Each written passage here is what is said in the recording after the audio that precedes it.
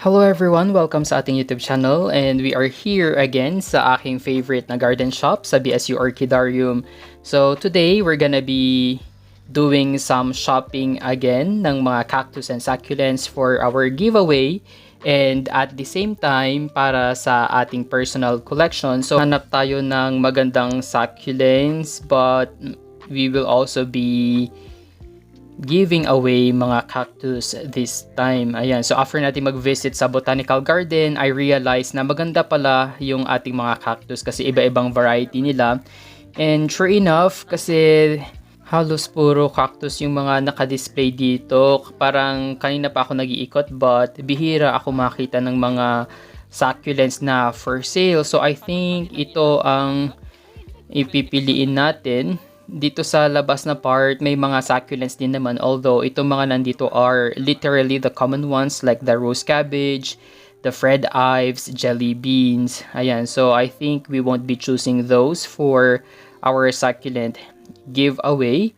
And also, syempre may mga dish gardens din here. Pero yung mga dish garden na ito are composed of, yun nga, mga common succulents na sina Black Prince pa din, sina rose cabbage.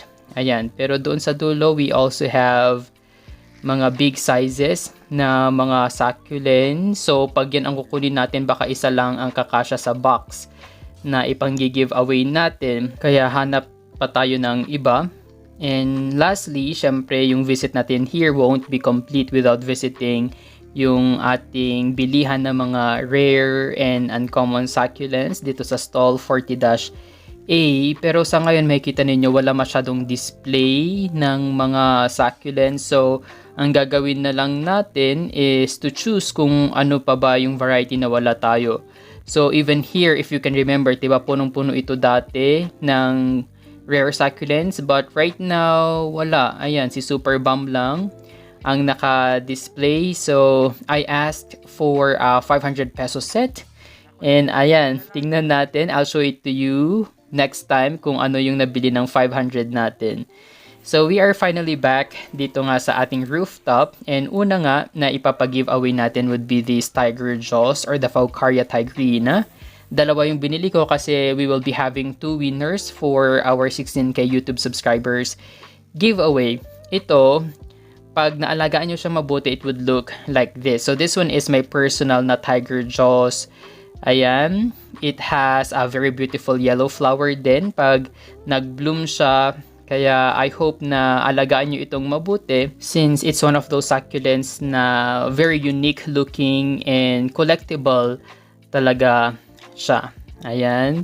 So, next naman na ipapag-giveaway natin would be this Ionium Kiwi. So, dalawa ulit yung binili natin for our 2 winners. Ayan. So, itong sa likod niya, this one is yung parang bruise sa ilalim ng kanyang pinakalip. So, this is very normal sa lahat ng ating mga Ionium, especially if during shipment. So, expect na mas iitim pa yan when you received yung inyong succulents, but that's normal. Next is itong succulent na to. It's the Myrinae. Ayan, uprooted na itong mga ito kaya ready na silang i-ship siguro sa katapusan. So, ganito ang magiging itsura niya once na fully stressed na siya. And yung kanilang leaves are maliliit lang talaga sila as compared sa iba nating mga succulents. So, they are just rosette forming na ganito kaliliit. Isa din ito sa napakadaling i-propagate and mabilis siyang dumami. Next is this Prolifica. It's one of those succulents na may sweet berry scent. Ayan, mabango ito pag naarawan at naulanan siyang mabuti. Although I only have one of these, kaya I will just decide later kung sa part 1 or sa part 2 giveaway natin siya ilalagay, including these elegans na may ilan na ba to? 1, 2, 3, parang 3 or 4 offsets na siya. And what I really like most about this elegance is pag talagang tumagal na siya sa inyo, it will look like this. Ito yung aking elegance na ano na siya. Ang ganda niyang tignan kasi parang nag-close na yung kanyang rosettes and they are clumping na ganyan. And nagiging pinkish din yung kanyang leaves pag fully stressed na siya. And this one has a sweet berry scent din. Next would be itong ating green prince. So kung familiar kayo sa black prince, then ito naman yung ating green prince. So that's just the common name of this. Ayan. So kahit na-stressin natin to, talagang green na green lang siya. Kaya perfect siya as a contrast for our colorful succulents. Next would be this Crazy and Ryan. Isa ito sa mga succulents na napakadaling alagaan at madaling mag-produce ng offset. So ganyan yung itsura niya pag na-stress, talagang it will be giving you this parang pinkish orange na tips. Ayan. Lastly, we have these titubans na napakadami niya ng offset. So we will be cleaning this later. Syempre, we will remove the roots at saka yung mga soil before we ship it sa inyo. And for this giveaway, I decided to add yung ating mga cactus nga. So, unang-una dyan, we have this na napakadami niya ng offset. So, you can just remove yan, air dry, then itanim nyo siya so that you can have more cactus.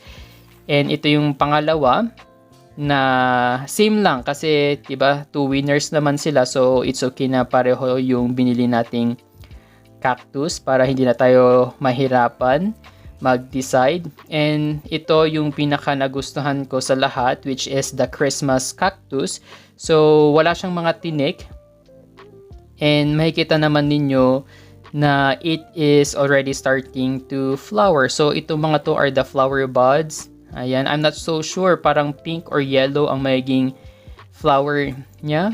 Aside from its flowering, may seed pod na din siya dito. Ayan, so you can harvest the seeds and germinate it. Ayan, patubuin nyo na lang yung kanyang seeds. Although, I haven't tried kung paano nga ba siya gawin.